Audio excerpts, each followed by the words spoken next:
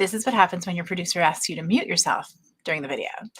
Hi, my name is Nancy Deborah Barrows, and this is Connected Human Conversations. Thank you so much for being here this evening.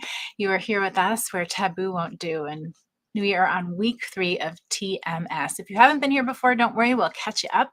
But it is week 3 of TMS, and I wanted to share my journey with you. And before we get started, I want to remind you, if you are in the United States and your brain is lying to you and telling you that you do not matter and you will not be missed, please pick up the phone and dial 988. You will be connected to a qualified counselor anonymously. Please make that call. And if you are not in the United States or not near a phone, please go to your nearest emergency room. All right, so why are we here? Connected Human Conversations. Well, we're talking about TMS. And for those of you who haven't been here before, TMS stands for Transcranial Magnetic Stimulation. And it is an FDA-approved treatment for, among other things, depression. And I recently had the privilege of being referred to this program. I knew nothing about TMS. I had never heard of it before. I am 50 years old and have lived with depression nearly my entire life. I had my first major depressive episode when I was 20 years old. I like to think of myself as someone who's current and up to date in mental health, but I did not know about TMS, which made me think there's probably a lot of other people who don't either. So as I went through this journey, I wanted to be sharing it in case one person, just one person, would benefit from knowing about TMS. So we're going to start with, what is TMS? Transcranial magnetic stimulation. Yeah, that's nice, right? Okay, what is it? Well, it's exactly what it sounds like. They take a big magnet and they lay it on your head in a specific spot, and they let it do its thing. And it goes deep into your brain, into the areas that need treatment. So for me, it's for depression. It's going to go into the areas that have to deal with mood and hopefully light those up because they're under stimulated at this point. I'm also doing a protocol for pain, which is an inhibitory protocol. So it'll have a different effect and a different pattern. So it sounds a little bit like a woodpecker, kind of if you were in an MRI. It has these taps. I don't know if you can hear it. And there are different patterns for different treatments in different areas. Well, week 3, before I get into week 3, major side effects. There are actually very few, which made me feel very comfortable doing it. The major side effects are headaches, nausea, and fatigue. And I have been lucky enough to really only experience the fatigue. I had headaches the first weekend, but since then have not had any headaches, and those were manageable. So I am still dealing with the fatigue, which they say some people habituate to and some don't. I am just determined to work my way through it and have the privilege again of having some time that I can take off from work if it really gets too much. And week 3 was definitely the week where I was feeling the cumulative effects. You're eligible for TMS. Most of the requirements are that you do not have a seizure disorder, you do not have metal in certain places implanted, and that you have tried at least 4 medications without real relief from depression. And I fit that category. I've tried more than I can remember. When I was going through my history, it was really kind of painful figuring back to my 20s, all the different medications that I had tried, but that's okay. I didn't have to give them all of them. I just needed to know 4 and when there were. Week 3 of TMS, we have some pictures and some video. I'm going to start you off with the video from week 3. We'll hold up on the other ones, and a little later on, we'll show you week 1 and 2. But week 3, I'm going to show you the videos. And what I will say is week 3 was the week where I got frustrated and where I really felt, like I said, the cumulative effects of the rigor of this program, which is 5 days a week for 36 sessions. Here's the video.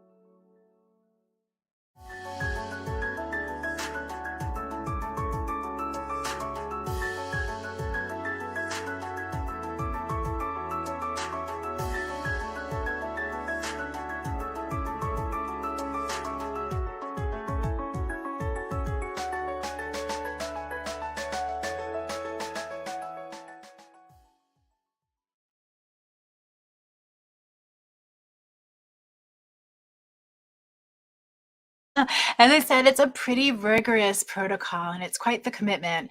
It is 5 days a week for 36 days. So week 3 was when I was feeling it. Week 3 was when the enormity of that commitment hit me, that I was going to have to do this every day for many more sessions. And week 3 was the week where I felt like I plateaued. So first week, didn't expect anything. Second week, there's a little bit of a bump and I got excited. And then week 3, I didn't see any change. And in fact, my pain worsened. My nerve pain worsened. And so, of course, my brain is going to, what if this doesn't work? What if it makes it worse? Because I was feeling so desperate in my depression to find something that worked, to get out of it, that it really scared me that we were 3 weeks in and I wasn't seeing the significant change. I wanted to see something that was like profound. And that's just not how our brain works. At least it doesn't work that way for everyone. Some people, they feel results like around 10 to 15 treatments, and others it's later in the 20s to 30s. So I want to bring you on this journey with me so that you know what TMS is, you know what to expect, and so that we can open up this discussion on depression in general. As you can see, if we'll see the other videos, but this week I was more social. I can't say that it was easy or that I really wanted to or that I didn't regret making plans for some of these things, but I did it. I did it and tried to, in that moment, pay attention to how I was feeling. Was I enjoying it? Was I happy to be there? It did make me feel exhausted. And about halfway through this week, I really was feeling it. The fatigue was hitting, and like I said, the frustration and a little bit of that scary feeling of doubt. But I did it. And I love seeing the videos. I did them for me as much for anyone else, is to see that while I was doing things, it looks like I was enjoying them. So that's exciting for me. Just wondering what everyone's connection is to depression. If you've experienced it yourself, you have a loved one.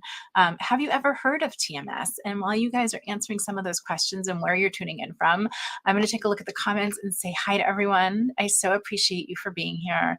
It always is a privilege when people show up and share themselves with us and join this community. Hello, Florence. It's so good to see you. So good to see you. I hope you are well. And Amber, thank you, sis. Thank you for all the support and encouragement and for showing up tonight. Angela, it's so good to see you. I hope you are well. Yes, familiar faces. That's what we love about this community. You can always come back and find your people. Hi, Jonathan. Great to see you. I hope you're thriving and doing well. And Bill Bradford, as always, I love you more. Yes. And Tran, hi. And Tran, I did see your question. I think it's a great question. Yes.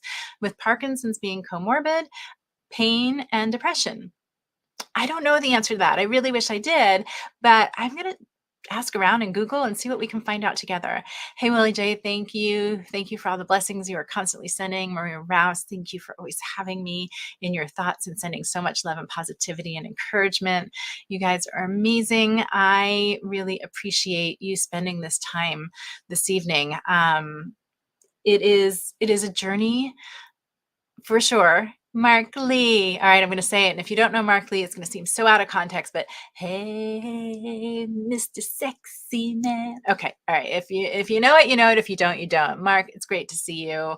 I love that you're sending love to one another. Thank you, Maria, for the encouragement.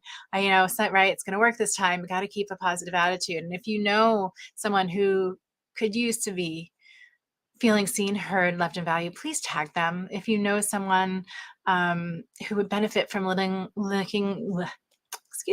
hearing this information and learning a little bit more. Oh man, if I make it look easy, really? Maria, your experience is caring for a loved one. You're preparing dinner. I bet it's fantastic. You did it with a smile on your face. Thank you. Yeah, that's the thing, is I did it. I did not want to. The social stuff I had to do, some of it I felt I had to. Randy, oh my gosh, so good to see you. I am so overwhelmed with the people who are here to support and show up and hopefully learn something. I'm only in second depression medicine, so I guess I would not qualify. Well, not yet. And maybe you'll find a depression medication, if the one you're on now is not working for you, that does work for you. Maybe you won't need TMS. But the other way to get access to TMS is search for TMS studies. You can do a Google search, TMS studies and your zip code, and see what's going on. If you're large, there's a lot of universities and large teaching hospitals that do research, and other places that really maybe you wouldn't expect there to be research going on, but it is. We all benefit. Thank you. And see, I suffer from anxiety, as does my dad. My mom is bipolar, but admitted to me that recent anxiety is more debilitating than her depression. There's a lot of people who depression and anxiety, they're closer to us than we ever realize until we start talking about it. And I believe there is a treatment. It's not the focus, but as they do the depression treatment, a lot of times they find that anxiety reduces. So I'm just sending so much light and love to you and to everyone who's here, for everyone who's battling, for everyone who's ever been there. And if you've been there or are now supporting a loved one who has depression, we thank you. And if your brain is lying to you right now and telling you that you do not matter and no one would miss you, please, if you're in the United States, pick up the phone and dial 988 and you will be anonymously connected to a qualified counselor. If you are not in the United States or not near a phone, please, you can go to your nearest emergency room. All right, so I want to talk a little bit about what happened this week also in TMS. So in TMS this week, like I said, the commitment, I was tired with work, and I was getting a little bit of confusing information from the different doctors. So you saw in the video, there's different doctors that come in, and there's a group of doctors, and they are, you cycle through them. Sometimes you see the same one 2 days in a row. Sometimes you see them once, but it's always been the same pool of doctors. And you talk to someone different every day. You talk to someone different every day. And so sometimes you don't get the same answer, or sometimes you don't have the same relationship with the doctor. And I had been told at one point, that during the first treatment, which is left side of the head forward for depression, that there should be no extremity movement. Now, I don't know if you caught in that video, my eyebrow is twitching. That's okay. The magnet's right here. That they don't worry about. But my hand had been twitching. And when I did one treatment and pointed it out to someone, the doctor that was there that day said, well, the treatment is 1,000 pulses and we want to make sure you get all of them. And if you're getting trembling in your hands, it means that we're probably a little bit too far back, a little bit off the spot. And they redid the treatments that were from where we paused it. We finished after they repositioned the magnet, and then went back to the beginning of the treatment to give me the other half to make sure that I got the full efficacy of the treatment. So the protocol was done with fidelity, as they like to say. And so the next day or a couple of days later, I had some trembling in my hand again, and I called and asked the doctor, and that doctor wasn't concerned. And I expressed that the previous doctor had explained to me that it's a sign that maybe we're not in the right place. And I was getting really frustrated because one person redid it. One person said, no, it's no problem. It's not that much of a tremble. So it turns out that there should be no movement in the hands, or very little is what I'm understanding, but really prefer none. If there is movement in my hand when they do further back for pain, that's okay. That's close to the motor cortex. So what I've learned is not only those specific things, but anything that changes from one session to the next, anything new, I now press the little, what I like to call panic button, so that I ask, like, hey, this is happening this time. Is this okay? And what I do is I follow it up the next time and ask the next doctor the next day saying, hey, this happened yesterday. Is this okay? And it was really nice because I think my speaking up and being upset about the conflict changed a little bit of how they do things, because they were talking about how they will try and get all on the same page about what the parameters are and what they're telling patients, so that people don't have to be confused. All right, let's see if anyone knew came in. Tran, I had depression before you got diagnosed. Talk therapy, found out it was, okay, yes, of course, because Parkinson's has to do with dopamine and all that stuff. So it does impact mood. In fact, depression is one of the very early signs of Parkinson's that we often overlook. The cat is trying to steal the show, always. Now she's in my lap making biscuits. Right, in practice. And their practice, Randy, what I'm discovering, is only as good as we challenge them to be. in terms of if you have a question, ask it. That means that they're going to have to rise to the occasion, find the information, answer your question. We've got to advocate for ourselves. Everyone there is rooting for me. That's not the issue. But it's important as a patient that I get information. And I think they've learned about me that I'm pretty detail oriented and I want to know what's going on. And I have questions about how it works and things like that.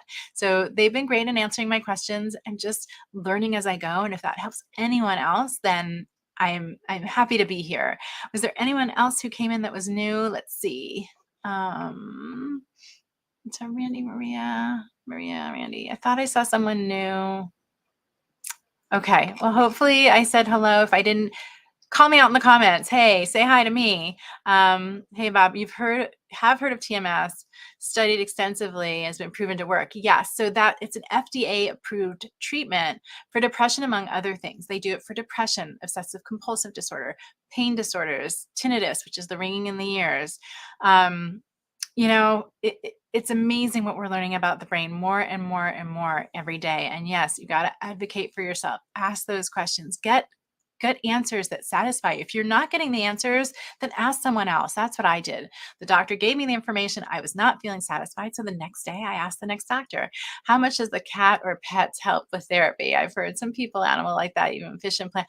I have to say that I think animals are great therapy for almost anything, but certainly I find for depression and anxiety, my cats make me smile. They give me unconditional love. And there's research that shows that their purr, the frequency of their purr is actually healing. Depression, Parkinson's, one of my mom's brothers suffers from Parkinson's. Yes, I didn't know it either. I started to learn more and more about Parkinson's as a family member was diagnosed and realizing that that's one of the early signs of Parkinson because it is in and working against and impacting the areas of the brain that deal with dopamine, so that can cause depression early on. Do you keep a written diary? Oh, such a great question. So I intended to keep a written diary, and in the beginning I was doing a pretty good job. And what I found is that the videos that I'm taking, I take one usually in the morning. I try to take one like as I'm getting up in the morning, one as I'm going out the door to work, maybe one on my way in the middle, and then definitely one after TMS. And that's been working for me more easily because I don't always have my journal with me. I'm a paper pencil journaler, and I did go to my journal at the end of the day and sometimes would forget things. So I've been using the videos as my journaling, but I think it's a really cool thing to document because I was looking back and just starting to get a sense of where I was starting, how I was feeling, and all the different changes over time. So let's quickly do the TMS videos. Hang in there. They're a bit long, but they do show the progression from week to week. And then when we come back, what I would like to talk about is why people react to depression the way they do. Why is it that when I tell people that I suffer from depression or live with depression, they want to know, well, why? You have nothing to be depressed about. If I told those same people that I had diabetes, do you think they'd ask me why I couldn't just try harder to get my pancreas to work? Just choose to have my pancreas work? Probably not. We'll talk about that in a minute. Let's watch the videos.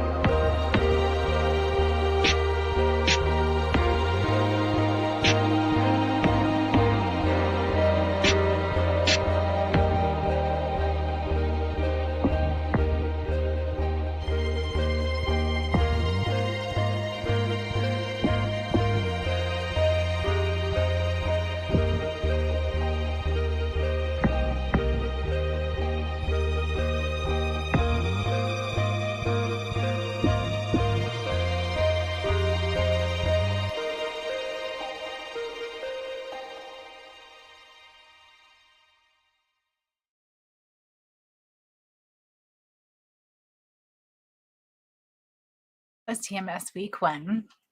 And it was exhausting. I think both emotionally and the fact that I was doing the treatment. And I am so grateful to have the support of Brian Schulman. You see him in the videos and pictures. I have my own personal support person, which is really nice. Like I started to say before, I think it's really interesting. One of the things that I posted about a while ago is things not to say with people to people with depression. And one of those things that's out there that really bothers me, and let us know in the comments, let each other know, let me know if it bothers you, the phrase choose happy. As someone who lives with depression, every time I see choose happy, I want to scream at the top of my lungs and say, like, I am trying harder than anyone I know to choose happy. If it were that easy, I would do it. It's not how depression works. Asking what happened, it's not tied to an event necessarily. An event can be a trigger, sure, but most people who suffer from depression don't necessarily know exactly what made them depressed. And when they try and figure it out, there feels like there's a lot of pressure to be able to tell someone this is what did it. And I think people want to know what was the thing because they think if they know what the thing is, it can be fixed. If you know what caused it, we can fix it. Well, I can tell you what causes it. It's an imbalance in brain chemistry. And we do try and fix it all sorts of ways. I was having this, right, Bob, you've got to show up. You've got to show up and happy will choose you. So choose happy isn't one of my favorites. What I like to say is have a day. When I talk to people I know that are struggling, it's not have a good day. Just have a day. Have a day.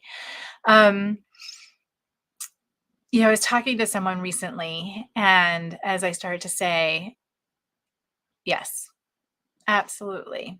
Toxic positivity. We're not helping anyone by showing up and pretending everything's okay.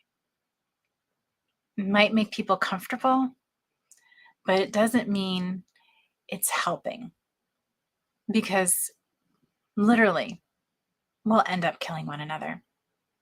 If I show up perfect all the time and I don't show people how I struggle, they start to think that their life should be as easy as mine. If she can do it, why can't I? Well, guess what?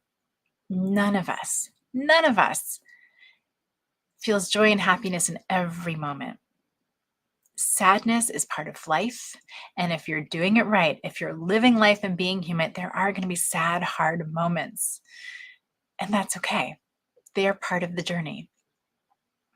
So I was talking to someone, and the idea of like, you have nothing to be depressed about. Like, what do you have to be depressed about? Another one. Please don't say that to someone who's, what do you have to be depressed about? First of all, you don't know what's going on in someone's life. Maybe they do have a lot going on. And if you're going to say that, be ready for the conversation.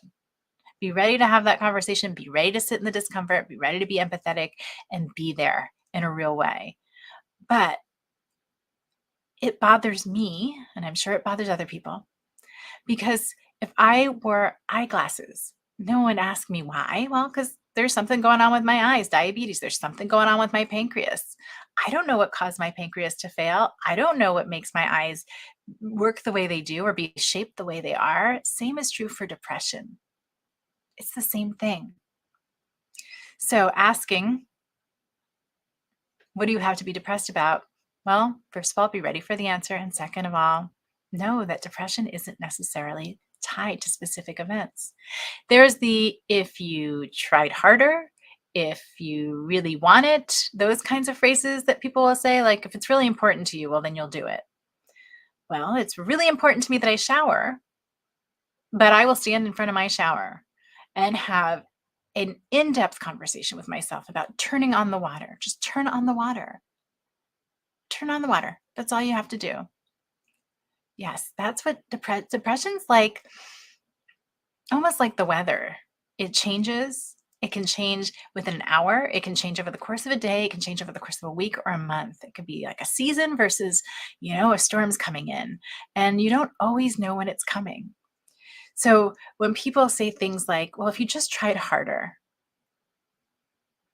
if it's really important, Listen, that shower, like I said, is important to me. I will stand there and try to coach myself through and cheerlead myself through turning on the water. Now, if I get the water on, then I'm first going to have to charge myself through getting in. I have told myself, don't bother taking off your clothes, just get in the shower. And some people think it's a tough love thing. Again, try harder. You got to do it. Make an ultimatum. Well, I've got to tell you, if someone put an ultimatum on me in the last 2 weeks about showering, I don't know that I could, even if the other thing was so unpalatable. Sometimes it just feels and can be impossible to do the little things. It takes a tremendous amount of effort. And if you want to ask me why I can't get in the shower, I have no clue. I have no clue why it's so hard to get in the shower. And most people with depression don't know either. And it's a common thing where hygiene becomes really difficult, taking care of ourselves. Could there be something that's, more on the subconscious of like, I don't want to take care of myself. I don't deserve to take care of myself? Perhaps, but I've got to tell you that doesn't resonate very deeply with me. We are going to watch week 2 video. And when we come back, we're going to talk about how you can check in with people in ways that feel good and how this is not the most wonderful time of the year for a lot of people. It's not the most wonderful time of the year for everyone.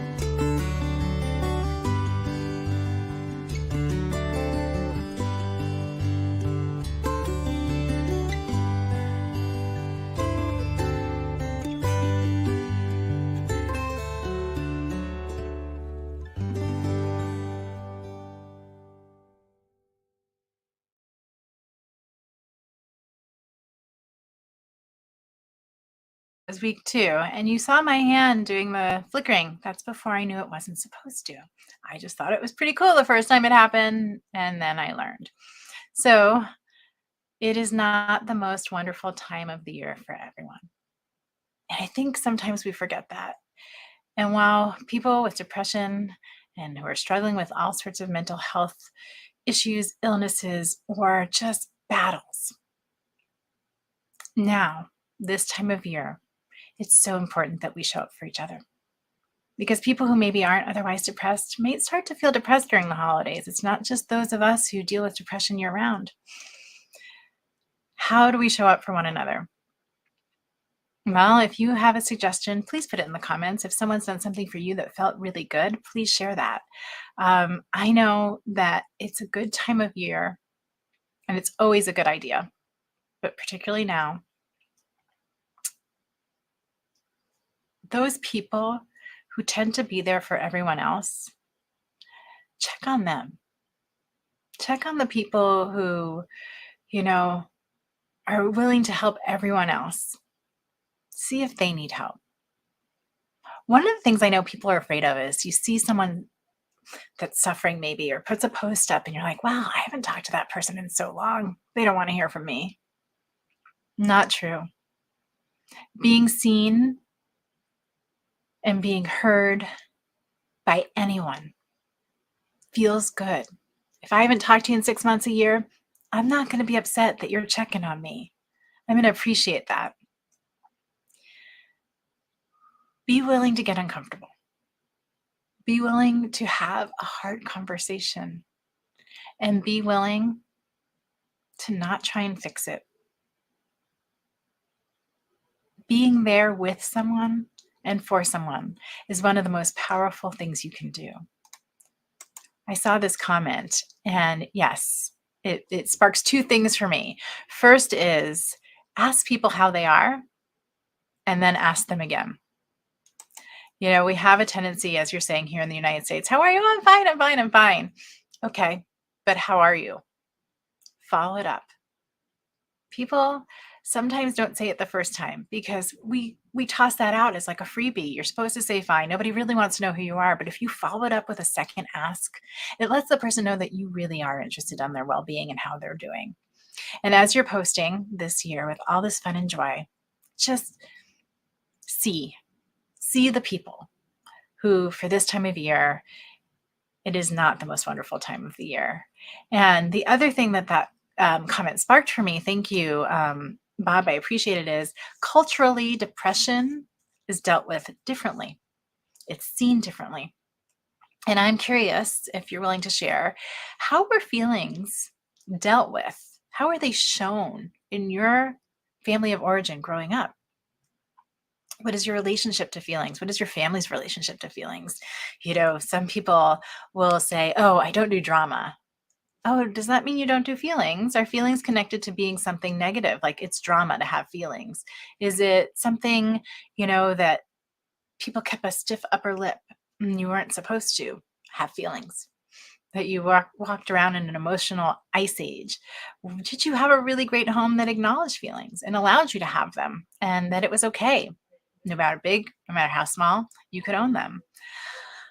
If you didn't grow up that way, you can create that environment for yourself now. You really can, where all of the feelings, big to small, this amazing ability we have to experience a wide range of emotions is a gift, and to appreciate them all. And inherently, none of them are negative. So if you can be curious about them rather than judgmental, it goes a long way. We're going to play the last TMS video, which is week 3. And then we'll ask and see if there's any other questions, anything anyone wants to talk about. I see something from Bob that I just want to quickly look. I have to care about. You have to take care of a lot of people. Some of them are drama. Some of them are stoic. I am expected to be the rock. It's hard sometimes. Yes, exactly. Check in on the people who show up for others. Check in on the people who are the ones that run into the burning buildings. It doesn't mean just because we can do it for others that we're doing okay ourselves. All right, let's put that last video up. And again, if you have any additional comments, anything you want to talk about, please put it in the comments while we watch the video and we can come back and talk about it. And we'll do a quick little review and recap and say goodnight for this night and wish you all well. Video first, then we'll get a little chat and look, night time.